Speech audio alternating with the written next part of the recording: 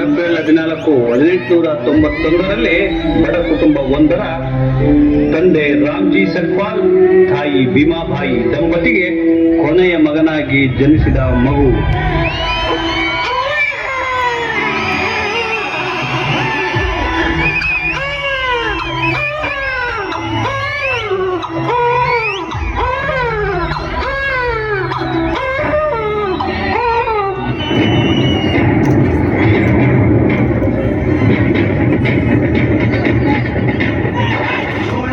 ಎತ್ತಿದಾಗ ಚೇರ ಗಡಿ ಮುತ್ತಿದಾಗ ಗೊಂದ ಕನ್ನಡದ ಕಪ್ಪು ಮಣ್ಣಿನವನು.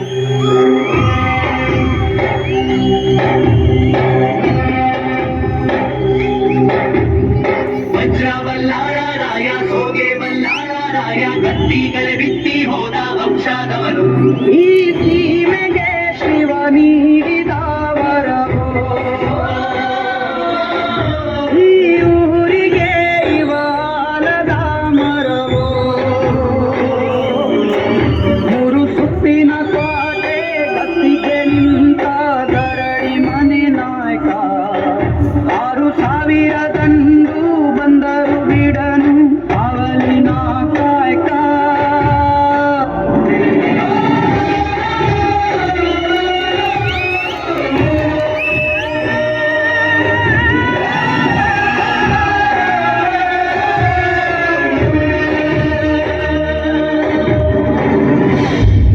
ಯಾಕೆ ಹೀಗೆ ಕೂತಿದ್ಯಾ ಭೀಮಾ? ಶಾಲೆಗೆ ಹೋಗಕ್ಕೆ ನನಗೂ ಇಷ್ಟ, ಆದ್ರೆ ನಾನು ಶಾಲೆ ಒಳಗ್ ಬಿಡಲ್ಲ. ನೋಡು ಭೀಮಾ, ಹೋರಾಟ ಮಾಡಿ ಓದಬೇಕು, ಇಲ್ಲ ಅಂದ್ರೆ ಜನ ಹೇಳಿ ಅಂತಾರೆ. ಛಲ ಅನ್ನೋ ಮೆಟ್ಲನ್ನ ಹತ್ತಿ ಸಾಧಿಸಬೇಕು. ಓದು ಅನ್ನೋ ಹೋರಾಟದಲ್ಲಿ ನೀನು ಆ ನಿಷ್ಕಲ್ಮಶ ನೀಲಿ ಆಕಾಶನ ಮುಟ್ಟಬೇಕು. ನಾನು ಸಾಧಿಸ್ತೀನಿ, ನಾನು ದೇಶಕ್ಕೆ ಮಾದರಿ ಆಗ್ತೀನಿ.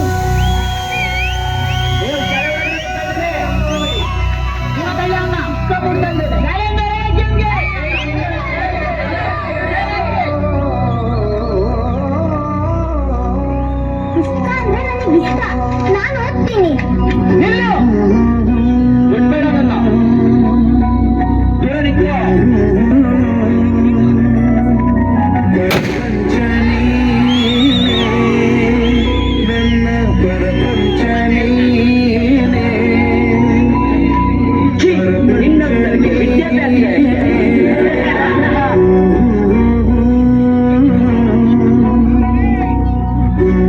ನಾನೆಷ್ಟು ನಿನ್ನ ಹತ್ರ ಬರೋಕ್ಕೆ ಪ್ರಯತ್ನ ಪಡ್ತಿದ್ದೀನ, ಅಷ್ಟೇ ಜನರು ನನ್ನನ್ನ ದೂರ ಮಾಡ್ತಿದ್ದಾರೆ.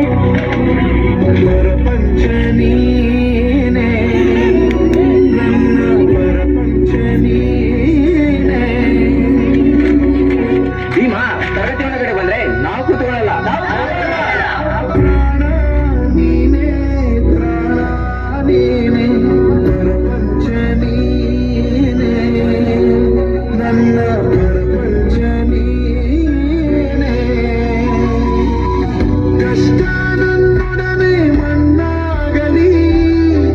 ಜಗದ ಸುಖ ನಿನ್ನ ಕೈ ಸೇರಲಿ, ನಿನ್ನ ಕಣ್ಣಲ್ಲಿ ಹನಿ ನೀರು ಬರದಂತೆ ಕಾಯುವೆನು ಪ್ರಪಂಚ ನೀನೇ, ನನ್ನ ಪ್ರಪಂಚ ನೀನೇ, ನೀನೇ ಎಲ್ಲ ಬೇರೇನಿಲ್ಲ, ಪ್ರಪಂಚ ನೀನೇ. ಜಾತಿ ಹೆಸರಲ್ಲಿ ನಮ್ಮನ್ನ ಬೇರೆ ಮಾಡಿರೋದು ಯಾರು? ಇದನ್ನೆಲ್ಲರೂ ಒಪ್ಕೊಂಡಿದ್ದಾರೆ. ಯಾವುದೋ ಪುಸ್ತಕದಲ್ಲಿ ಬರ್ದಿರ್ಬೋದು.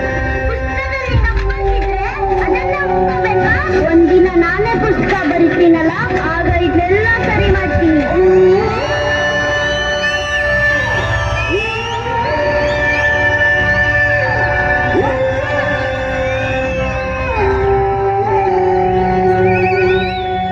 ಭೀಮಾ, ಮುಂದಿಟ್ಟ ಹೆಜ್ಜೆನ ಯಾವತ್ತೂ ಹಿಂದಕ್ಕಿಡಬೇಡ. ನೀನಿಡೋ ಪ್ರತಿ ಹೆಜ್ಜೆಲೂ ಅಸಹಾಯಕರ ಗೆಲುವಿದೆ, ನೊಂದವರ ಸಂತೋಷ ಇದೆ, ಇವರೆಲ್ಲರ ಮುಂದಿನ ಭವಿಷ್ಯ ಇದೆ. ಮುಂದೆ ನಾನು ಎಂತ ಕೆಲಸ ಮಾಡ್ತೀನಿ ಅಂದ್ರೆ ಎಲ್ರೂ ಸಮಾನವಾಗಿ ಬದುಕಬೇಕು, ಎಲ್ರಿಗೂ ನ್ಯಾಯ ಸಿಗೋ ತರ ಮಾಡಿ, ಎಲ್ರೂ ಭಯ ಇಲ್ಲದೆ ಬದುಕೋ ತರ ಮಾಡ್ತೀನಿ.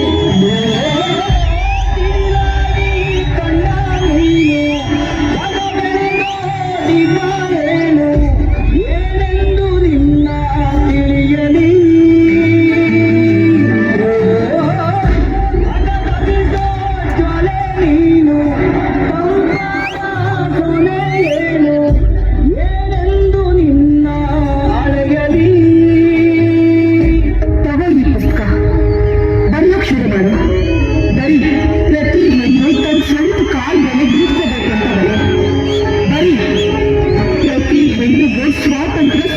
ಆಗ್ಬೇಕು ಅಂತ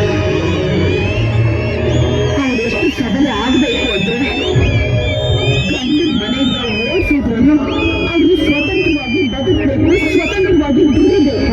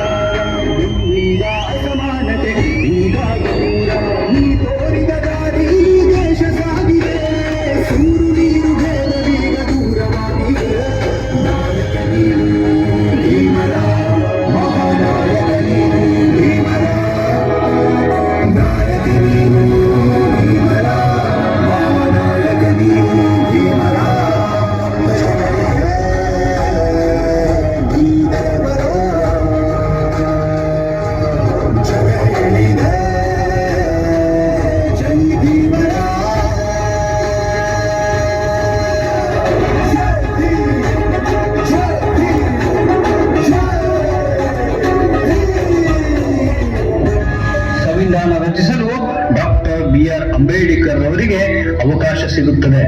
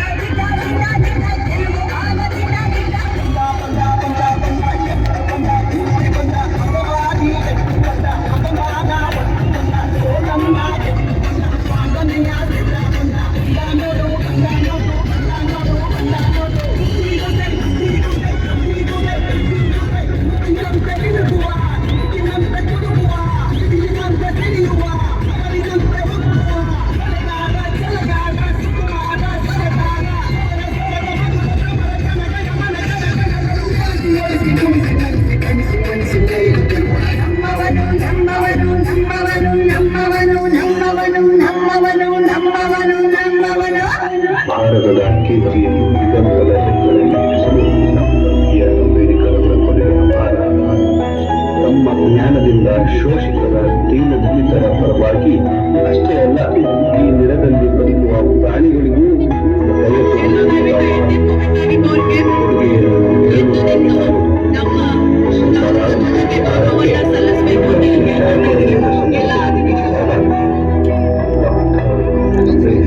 ನಮ್ಮಿಂದ ದೂರವಾಗಿದ್ದರು.